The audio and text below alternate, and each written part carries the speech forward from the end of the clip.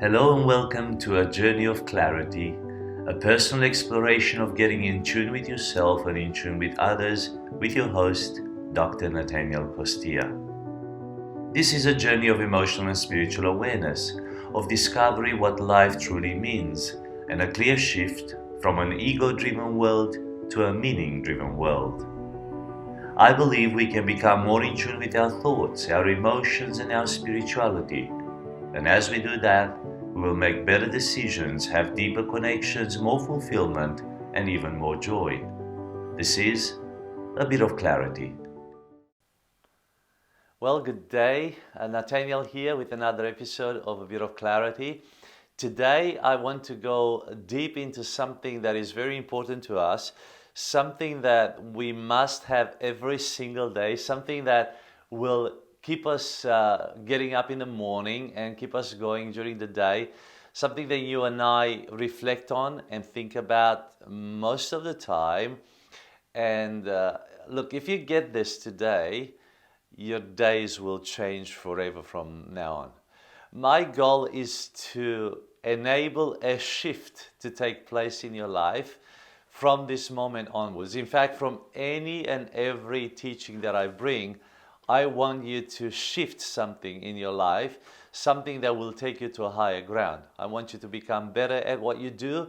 I want you to aim higher, and I want you to engage with this content on a personal basis. So make sure that every time you hear me speak, whether it's on a podcast or you hear me or you see me on a video cast on YouTube, make sure that there has to be one application at least that will change something inside of you, that will bring one major shift in your life, because that shift will change everything else and will help everything else align in your life. So have that in the back of your mind every time you hear me speak or every time you see a content being brought to you. But not just from me, but from other speakers out there and other TED Talks that you watch or other podcasts that you listen to. Just make sure there is something that you always take away and apply it in your life, because this is very important. The topic for today is motivation. Motivation. So what is motivation? There are so many definitions out there about motivation, and I even jotted something in our notes. If you haven't realized until now, we have notes, we have show notes, and they are available in the links of our show, both on YouTube and on the podcast platforms that we make this available. Also on our website at eq.org.au, eq.org.au. Just go to podcasts, A Bit of Clarity, and you will find the show notes in there. You can download them. They're on one pager. Very easy for you to follow through. So in there today, we're obviously developing an understanding of motivation.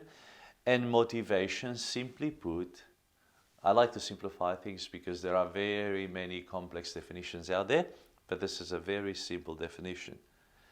Motivation is wanting. Wanting. It is a desire. If it's something that you want, that will motivate you to get it. So it is a desire that you have.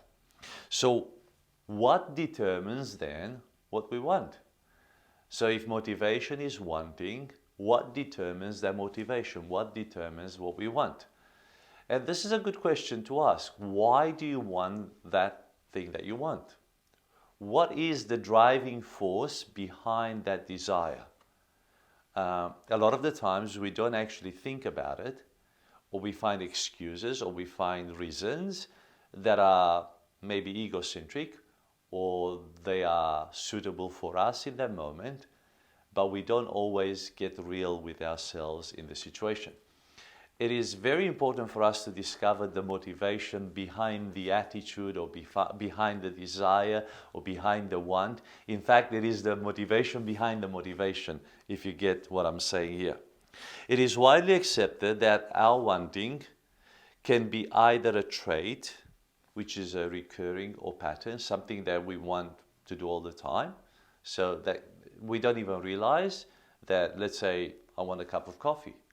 That motivates me to go out there and get up and go and do it, because it's something that I've always wanted, and because I like coffee, it's a recurring pattern. Or it can also be a state, a desire dependent on a particular situation. I am motivated to do something for my baby when the baby cries.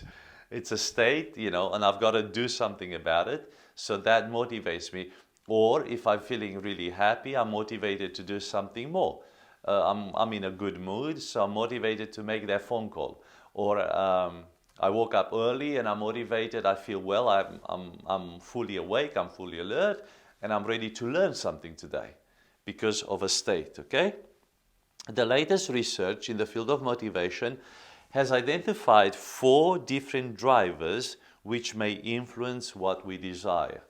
4 powerful drivers that work behind our motivation. 4 drivers that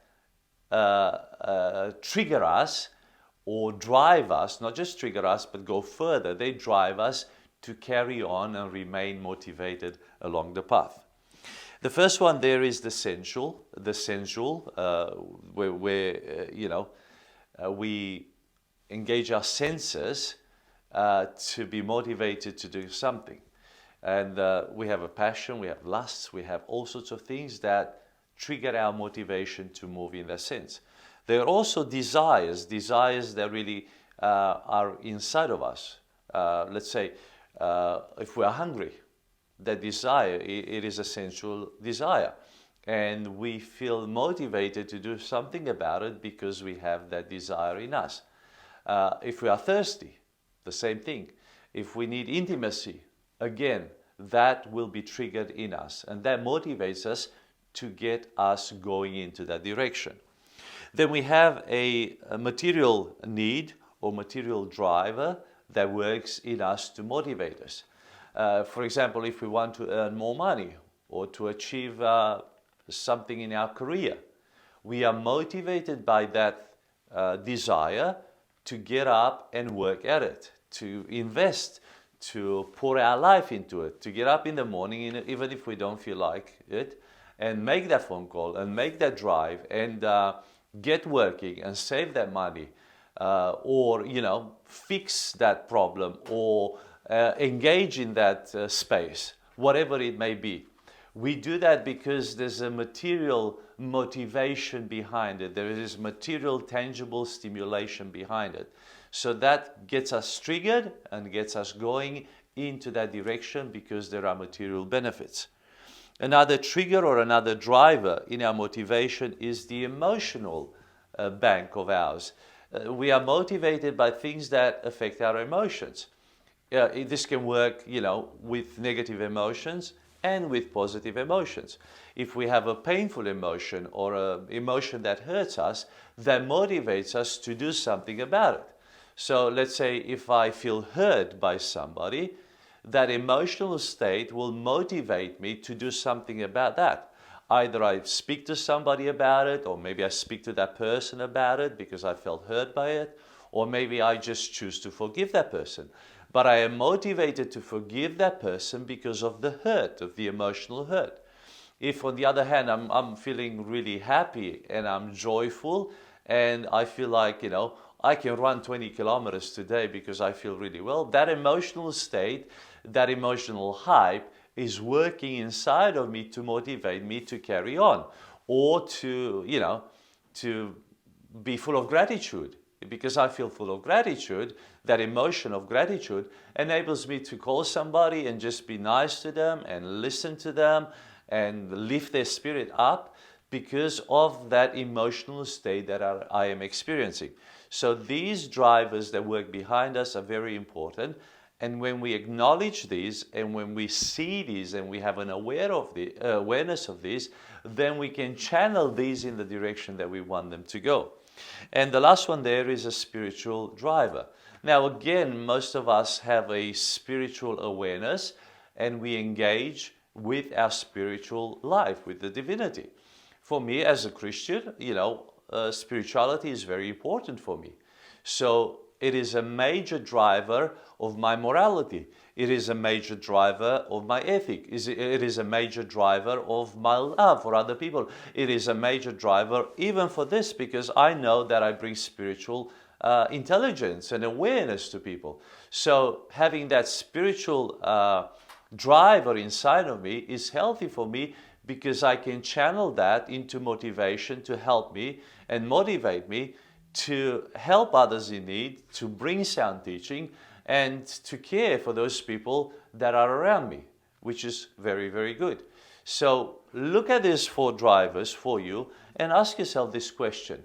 Where does this work in my life? Where does the sensual work in my life? Where does the material, where does the emotional and the spiritual work in my life as a driver for my motivation? Have this awareness in you, because when you have this awareness, then you can pour that energy into that driver to carry yourself and to enable yourself to be motivated and to sustain yourself with a level of motivation to see the task through. Now, motivation can come in 2 forms, and we're going a little bit deep here, but you're going to love this because this will make sense, and I'll try and be as clear as possible because this is a bit of clarity. And if I can make this very clear to you, you will run with this, and hopefully this will be one of those shifts in your life that you will just assimilate really well and run with it, accept it, and shift something amazing in your life. Now, you've probably heard of these terms, and to some of you these are very familiar, to some of you these are new terms, or you've heard of them but haven't really got to go deep in them.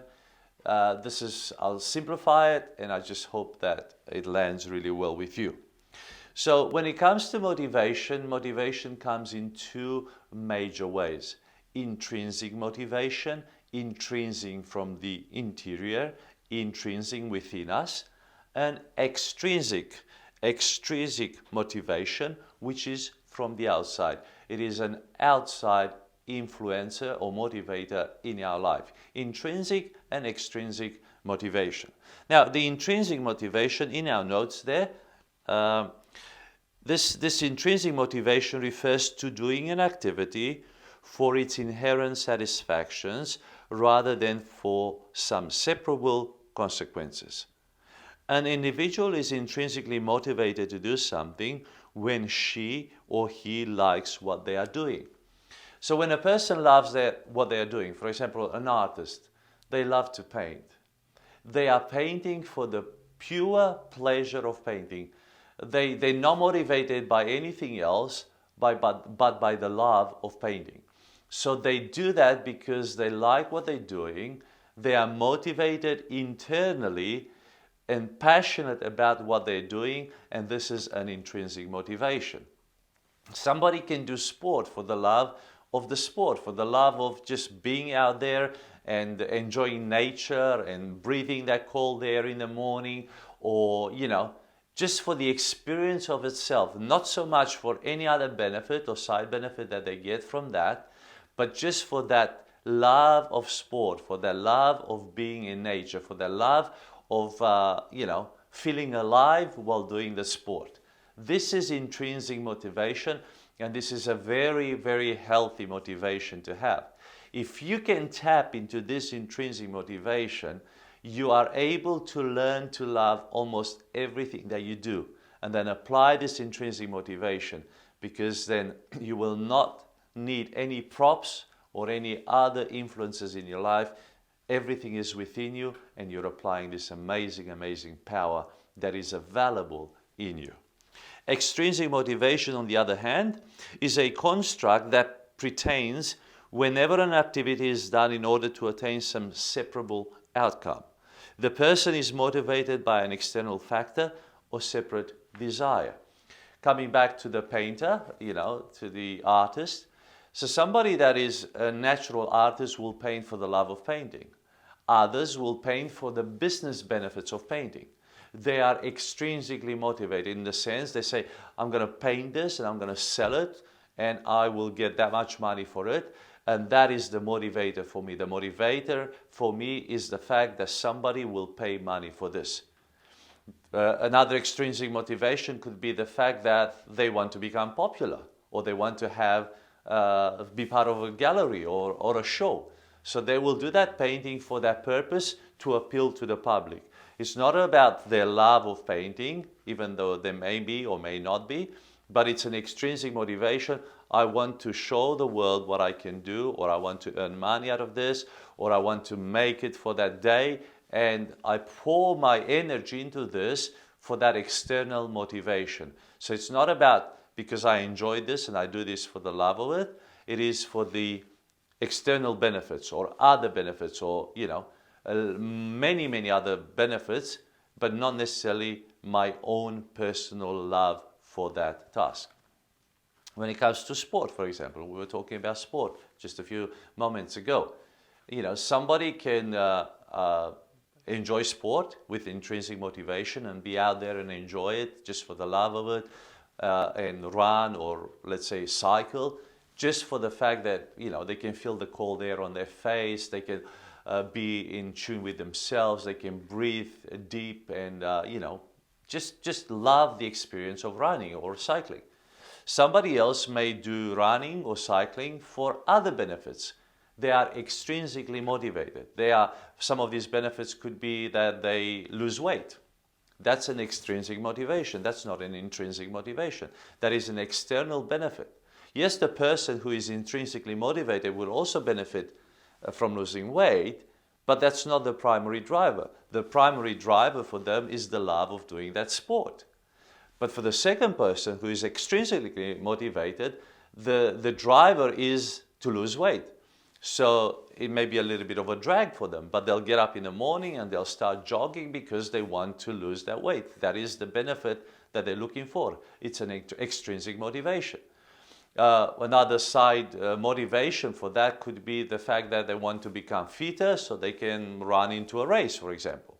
So to develop that fitness, again, it's an extrinsic motivation, so they can enjoy the race or win the race, or it's preparation for something else. It is not the love for the sport itself, but it is a side benefit, which is extrinsic motivation. So I just hope this makes sense to you. For example, I'll give you an example, a personal example, because this will probably land a lot better.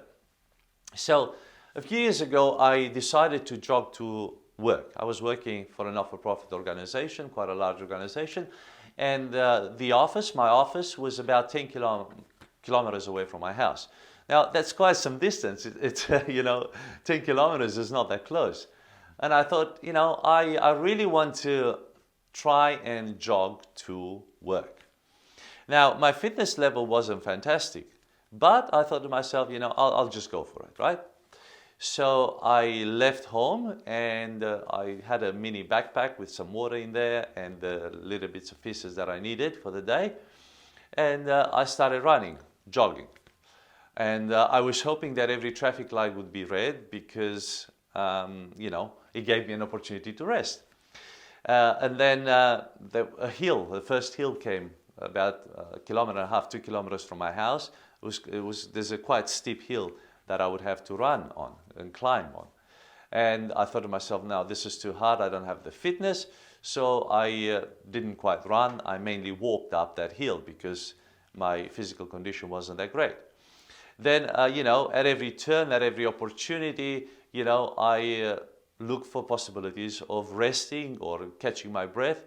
Eventually, I made it to work in about 1 hour and 20 minutes. I don't recall exactly the minutes, but I know it took me about 1 hour and 20 minutes, which by some people's standards is pretty good, but really it's not that fantastic. It shouldn't take 1 hour and 20 minutes to run 10 kilometers. It should take less than an hour. Nevertheless, I did get there, but it was difficult. It was a push. It was a drag.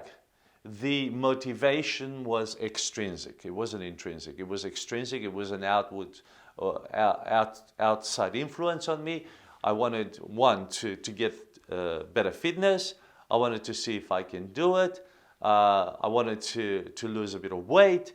So all those coupled together, all of those extrinsic motivations drove me to run to work in 1 hour and 20 minutes. A few days later, I thought, I've got to do this again, because if I want to continue and improve my condition, my physical condition, my fitness, I have to do this more than just once.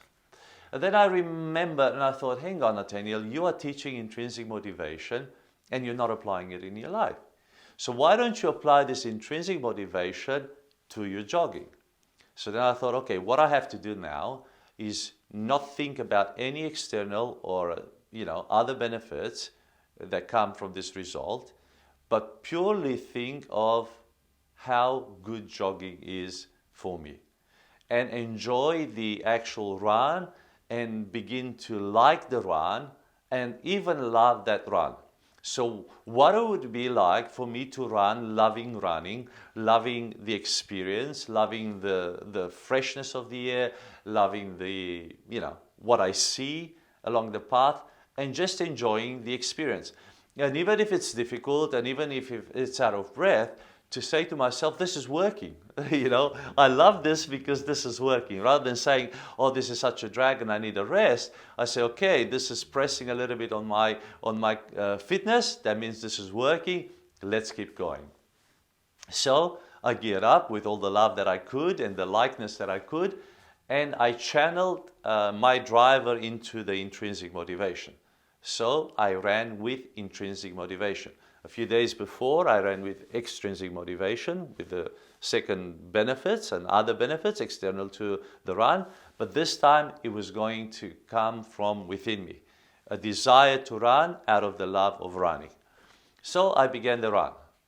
Now this time, I wasn't worried about the traffic lights. I wasn't worried about the hill. I just kept running and running and running the 10 kilometers without stopping.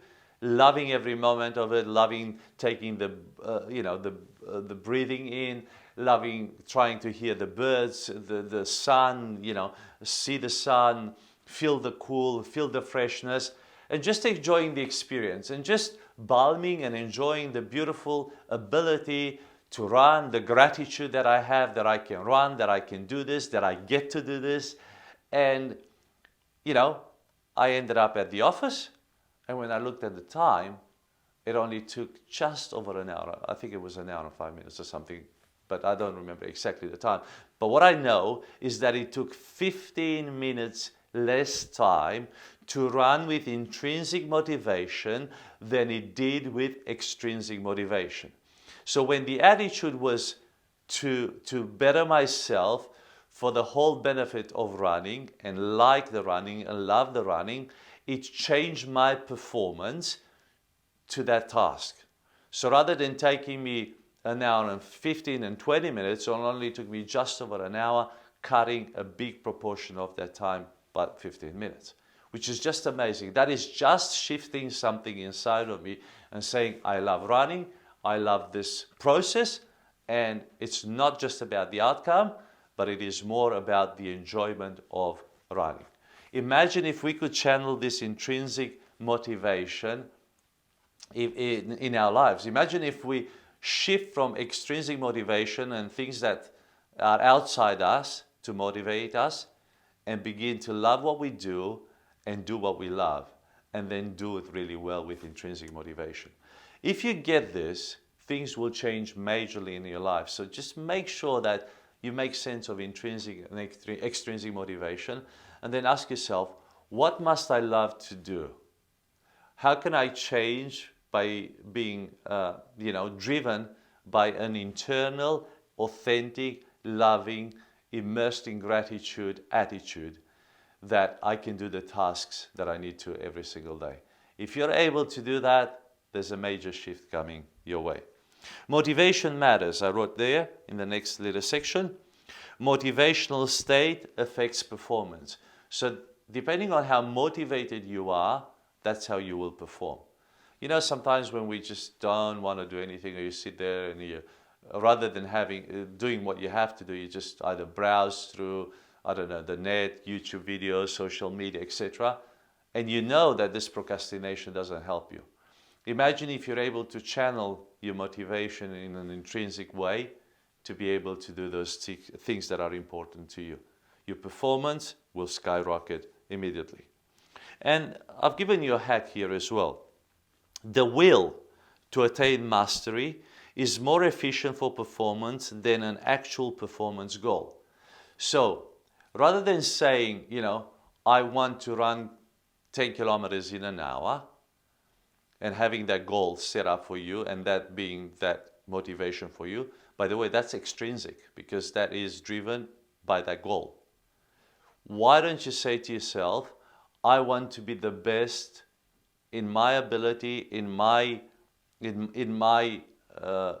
body, in my fitness, to run the 10 kilometers in my best ability. Basically, to run it, loving it, and it's not about the time anymore. It's about the experience. It's about the mastery. It's about the ability to manage myself while I run. It's about doing the very best that I can in that day, in that moment. And time is irrelevant. And if you talk about mastery, and if the mastery is the driver behind you, you will see that your performance with time is much greater than just setting up a goal. So goals are great, but mastery is better. So becoming the very best at what you do in your own abilities, it is much better than just attaining a goal. So yes, goals are important, but you can go one level further, and that is becoming an expert or becoming a master at what you do. And that's what you should aim for. And intrinsic motivation will help you get there. Now, some application. We always need to land this somewhere.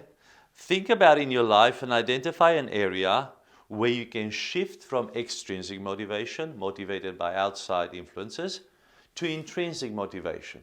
Think of something in your life where you want to shift from being motivated by other factors and being motivated by your own personal intrinsic love motivation. What do you need to love to do? What are you doing right now that is motivated by other factors and you need to love doing? And being motivated by the pure joy of doing that task. What must you love doing? What are you doing at the moment that you don't enjoy doing and you have to learn to do? So either get rid of that and don't do it, but if you have to do it, you might as well love to do it. So, I don't know. It could be anything. For example, in my business, I didn't always like to do accounting. But I had to learn to do accounting because it's part of the business. I have to, create invoices. I've got to send invoices. I've got to get the money. Otherwise, you can't run a business. So I learned to love. I had to pour my love energy, my love ability into that task to love doing accounting for the purposes initially was extrinsic motivation because I had to do it. But then just for the love of understanding accounting, love of making sense of it, love of becoming good at it. And before I knew it, I began to understand the software, I began to understand cash flow, I began to understand so much more because I just immersed myself into that task and I learned accounting for the simple sheer pleasure of learning accounting. Not just for external benefits, even those were the initial motivators, the initial drivers. Now I'm doing it just for the love of it. And sometimes I still play between extrinsic and intrinsic motivation, but once I get going, it becomes intrinsic. So imagine if we are able to channel that driver from extrinsic to intrinsic motivation, and imagine if you can do that with the tasks in your life. Now, I want you to identify an area where you can apply this, where you need to shift from extrinsic to intrinsic, where you're doing something as a chore, and you need to love what you're doing. And just begin to love that task, and then you will see that the performance will increase dramatically, and most of all, you will be motivated to do that task much better. So tap into intrinsic motivation, go for it, and if you're able to love everything that you do in your life, you will see the results will be much greater, and you'll have more fun, you'll have more enjoyment, you'll actually enjoy the present moment and just run with it.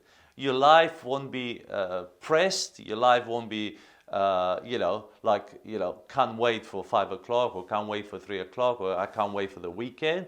Your life will be enjoyable every day because you apply intrinsic motivation.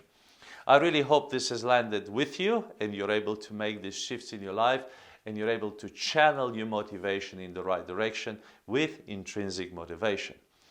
If you love this content, please do share it, distribute it, and make sure that others get to hear it or listen to it or see it. And